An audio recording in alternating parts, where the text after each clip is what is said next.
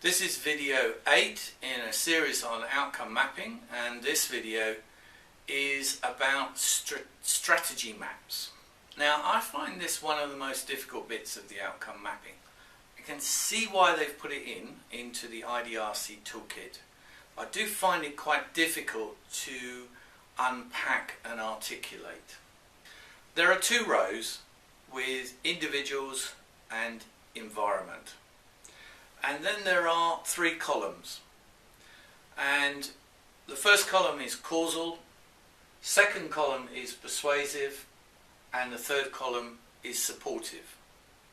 And the strategy map looks at each boundary partner, so let's stick with the Water Committee, and say, what am I going to do to directly influence that Water Committee? So what am I going to do that is causal for those individuals to move through my outcome map? And what am I going to do that's causal from the environment point of view? So not directly to them, but directly to the environment. Persuasive, what actions am I going to take to persuade them to move through that map?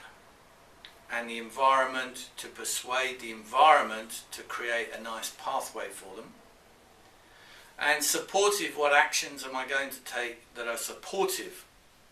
So let's stick with our Water Committee example.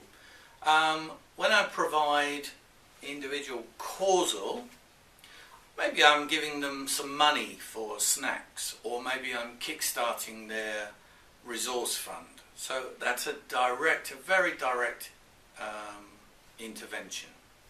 In terms of the environment for the committee, I may be supporting that environment. Perhaps I'm actually going to the district officer and making sure that he or she is on board about creating water committees. So I'm creating an environment, a regulatory environment that might support the formation of the committee.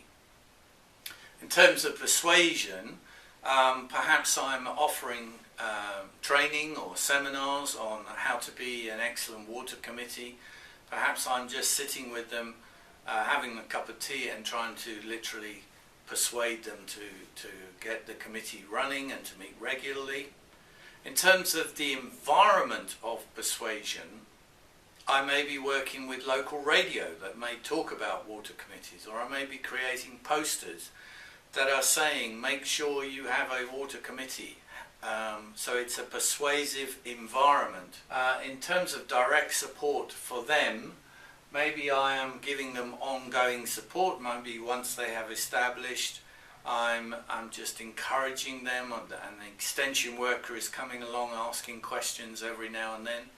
But in terms of the environment, maybe that support is much more than that. It's a network. Maybe I have created a network of water committees who are all going to support each other.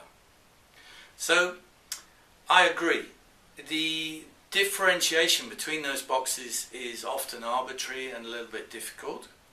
But I think IDRC, what they were trying to do was to get us to think through the different types of action we might be taking with each boundary partner that might be encouraging them to move through the landscape. But it's much more about types of action, and we're not saying that just because I do this action they move. What I'm saying is I will do this suite of action and I believe that they will move through the landscape. Well, I know roughly what direction they may go, but I'm not sure about the pathway, the exact pathway they may take.